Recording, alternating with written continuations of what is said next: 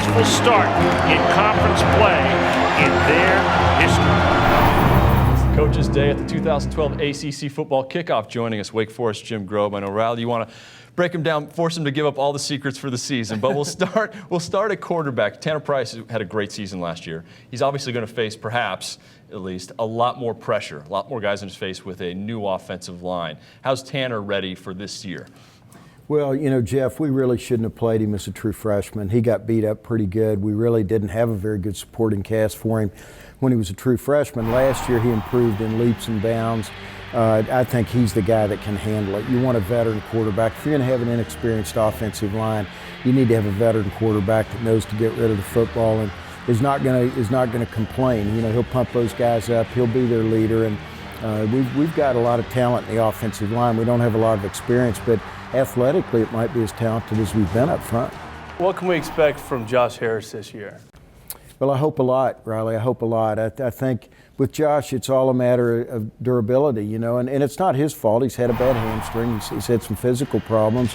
But, you know, this is a guy that over his career has averaged 5.5 yards a carry. I mean, he's a guy that can really, really make it special.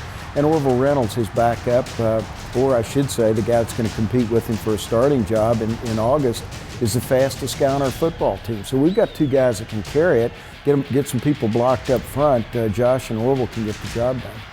Let me ask you, we were riding in the golf cart during the Chick-fil-A golf tournament. Uh-oh, here we go. And well, you said to me, Riley, I think we could have one of those good defenses this year.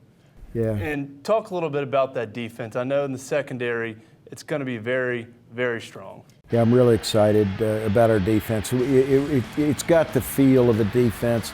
You know, you can't ever replace a guy like an Aaron Curry, but, you know, on that defense, a great defense that we had, you had Aaron Curry, you had Stan Arnew, you had Chip Vaughn, you had KP, Kevin Alfonso, you had Alfonso.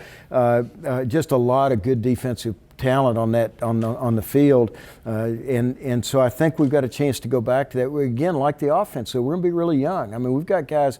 We may only have one or two seniors start on the defensive side of the ball this year, but all the kids that we're playing can run to the football. We've got a very athletic defense and a group of guys that really enjoy playing, a lot like that group with AC.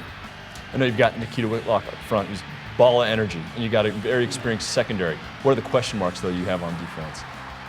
Depth is our issue. You know, we'll start 11 guys that can play really good defensive football. I really like our starting linebacker group. With Nikita, I like those front three. I think we're going to have some really talented guys. Our secondary is the only area where we've got some depth. We've got 3 corners and 3 safeties right now. That's a luxury in our league.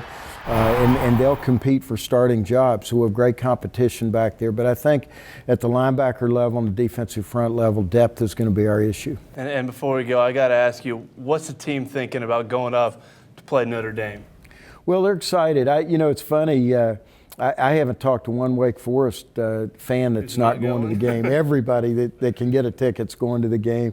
And I think maybe our players' parents are more excited than the players. I think everybody's looking forward to it. It'll be a great experience, but it'll be a better experience if we win. Absolutely. Coach, thank you very much. Thank you, Jeff.